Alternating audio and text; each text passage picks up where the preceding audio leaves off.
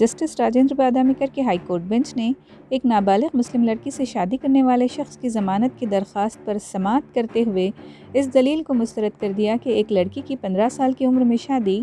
Prohibition of child marriage act 2006 کے مطابق صحیح نہیں ہے، چاہے اس کے مذہب میں اس کی اجازت ہی کیوں نہ ہو، کیونکہ یہ protection of children from sexual offences act کی خلاف ورزی کرتی ہے۔ جسٹس راجندر نے کہا کہ پاکسو ایکٹ ایک خصوصی ایکٹ ہونے کے ناطے پرسنل لاء سے بھی مقدم ہے۔ دراصل بنگلورو کے ایک پرائمری ہیلتھ کیئر سینٹر میں چیک اپ کے دوران ایک 17 سالہ لڑکی کے حاملہ ہونے کے انکشاف پر محکمہ صحت کے اہلکار نے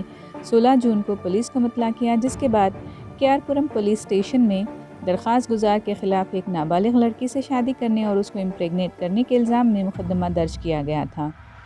دوسری جانب درخواست گزار کے وکیل نے ہائی کورٹ کے سامنے دلیل پیش کی کہ محمدن لاء کے تحت شادی کے لیے بلوغت کو مد نظر رکھا جاتا ہے اور عام بلوغت کی عمر کو 15 سال سمجھی جاتی ہے۔ اس کیس میں چونکہ لڑکی بلوغت کو پہنچ چکی تھی، لہٰذا قابل اعتراض نہیں، جس کو عدالت نے مسترد کرتے ہوئے 1 لاکھ روپے کے پرسنل بانڈ پر ضمانت منظور کی ہے۔ سالہ ڈیجیٹل کے ناظرین کو بتاتے چلیں کہ پنجاب اور ہریانہ ہائی کورٹ نے